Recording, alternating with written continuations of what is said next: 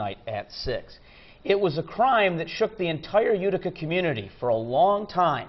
A 19-year-old girl walking home from St. Francis High School when someone brutally raped and stabbed her to death in the woods off a walking path in East Utica. It was the early 1970s. After 40 years of dead ends, a bizarre series of events have led investigators to the serial killer, John Hopkins, the man they believe killed JoAnne Picheone on January 12, 1972.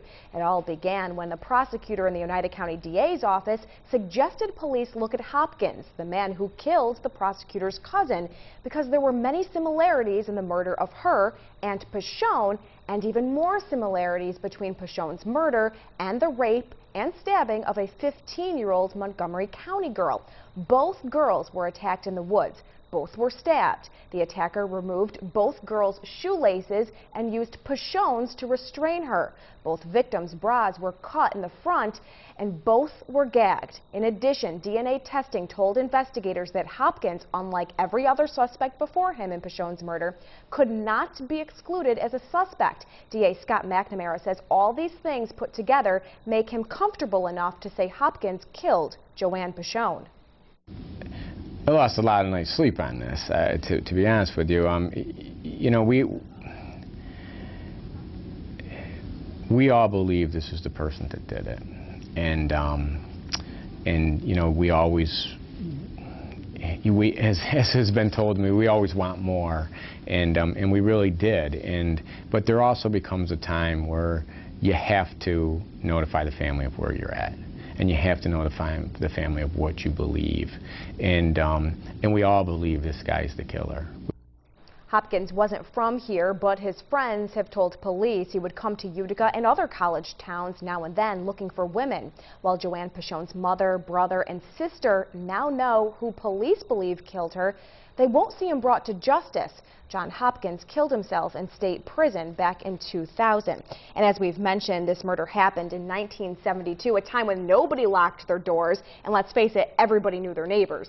But the crime sort of pierced that comfort zone and changed everything for those living in Utica at the time.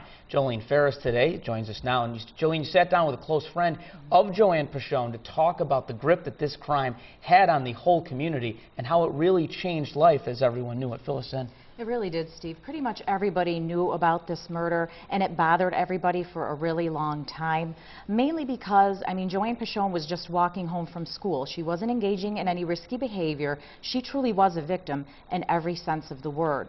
And shortly before she was murdered, she actually attended a sleepover party at good friend Denise Picheone, then Denise Biamonte's house. Now, Denise feels most deeply, of course, for Picheone's family, her mother and her brother and sister, but she recalls very vividly the fact that Picheone's brutal killer really victimized the entire community. It was scary. It was scary. Everybody was afraid of everything after this happened. I mean, everybody was afraid to walk home. Everybody was afraid to talk to anybody that you didn't know. I mean, everybody was just scared for such a long time. And Picheone says it might actually be a good thing there's not going to be a long, drawn-out trial, because she figured that would probably be really hard on Picheone's family to sort of have to relive the entire thing over again. We should mention that the DA's office filled them in before they released this today around 10 in the morning, talked with the whole family. Didn't want to get into their reaction at all, but obviously relieved to finally know and have answers. And the DA's office seems pretty confident in this decision.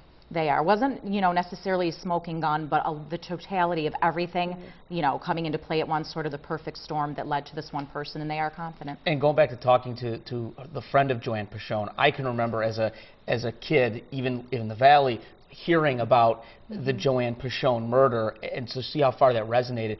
What was, when you called the friend this morning, what was the reaction that, you know, there might be some closure in this case? We actually just showed up at her doorstep. Someone had given us her name, and she had been watching the news report. She saw a report, knew the news was coming, and she just said she was really very relieved. She got into the whole that JoAnne was just such a quiet person. They were such a small class at St. Francis, and that this really did send shockwaves through the whole community. Just relieved that after 4 decades it was finally over. And as an East Utica native, you may know better than anyone how this resonated in, the Utica community as a whole, but especially East Utica, because it was right in that section of the city. We spoke to other friends of hers, and the consensus was this is what changed everything. People locked their doors after this happened. This is what really pierced that comfort zone. All right. Thanks, Jolene. Jolene Ferris with that. Thank you so much for that contribution. We'll see you again tonight at 6 o'clock. And we want to